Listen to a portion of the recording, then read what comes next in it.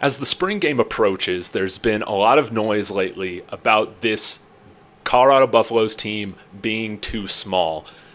Is this actually an overly small team for a Power 5 football program? Let's talk a little bit about that. I'm David. Welcome to my channel. I'm a local CU alum here, talking everything CU Buffs football, Coach Prime, Deion Sanders, really anything to do with the Colorado Buffaloes. Thanks for checking out my channel.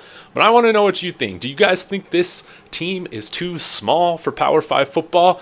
I've gone into the data a little bit. We'll break that down. But before we get started, of course, would appreciate it if you hit that like. Let me know in the comments what you think. And of course, if you haven't yet, hit that subscribe. Join us in our journey to 1,000 subscribers. We're almost there. So let's get into this. There's been a lot of talk about this team being small. You saw even the Buffaloes social media team posted some funny videos of, guys shrunk down like miniature action figures, just kind of making fun of a lot of the smoke, I guess, that's going on, that's being talked about on Twitter. Funny enough, I had a friend who's a big Notre Dame fan send me a post about a week ago that was a Notre Dame fan actually talking about Colorado, saying, hey, is it just me, or is this team actually really small for Power 5 football? And is that going to be one of the reasons why they actually don't win many games this year? So I wonder if it came from that message board. But again, even in the comments on some of my videos lately, I've seen some of y'all chime in there and express that same opinion, that this team looks too small. Now, I do think that it doesn't help that we're wearing, big black practice jerseys from like 15 years ago. Maybe that would have been popular. And they say, when you go on TV, always wear black, makes you look thinner. Maybe that has something to do with it.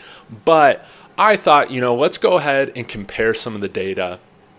Let's compare where the Buffaloes have been, where they're at right now, in comparison to two of the best teams in college football last year as kind of the markers that we want to hit. So the first team that I'm going to compare CU to is University of Utah, again, back-to-back conference champions.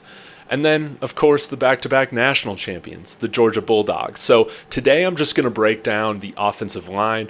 I think the offensive line and defensive line are the biggest areas where you can kind of see that talent gap between the top programs and the bottom programs or the average programs, their size on the offensive line. So this wasn't, a super in-depth breakdown of all that. Basically, my methodology was to take the top 10 offensive linemen from each team and just average out their weight and height. So I did that for Utah, Georgia, the 22 Buffaloes team, that went 1-11 this past year, and then the incoming CU 2023 team, our new top 10 offensive line, and kind of where we're at now and how we've grown. So in 2022, University of Utah had an average offensive line weight of 308 pounds and an average height of 6'5". Now, this is where you can kind of see the big difference. I should have brought up TCU, but that would have been interesting to see. But Georgia, this is where it shows. Now, the height really isn't that different. They're a third of an inch higher on average, 6'5" and a third. But the weight, 315 and a half. That is a substantial difference when we're talking about average weights. Now, CU, again, 1-11 this past year.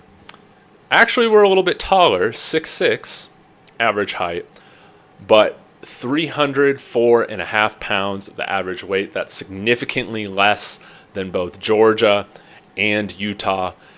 And that should be one of the measuring sticks for, is this roster improving? Are we kind of getting more towards where Utah and Georgia are?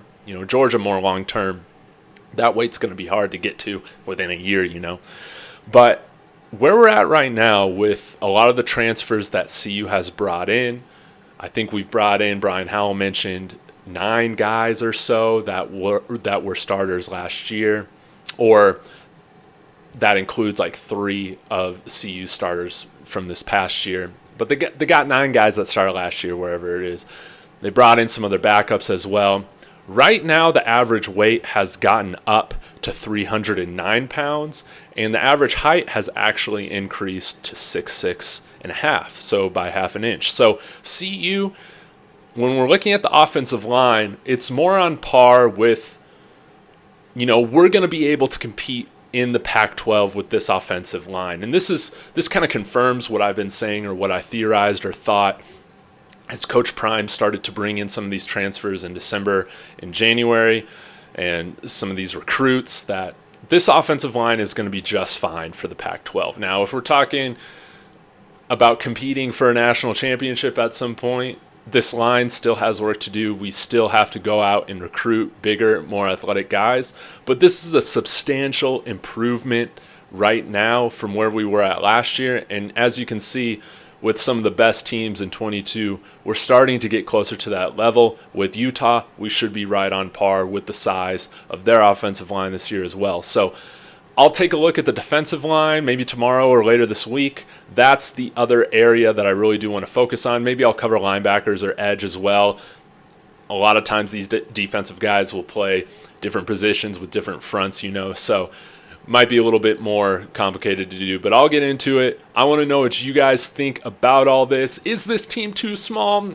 Well, at least with the offensive line, I don't think so right now. We're getting bigger. So thank you for checking out my video. Like, subscribe, comment, and Sco Buffs.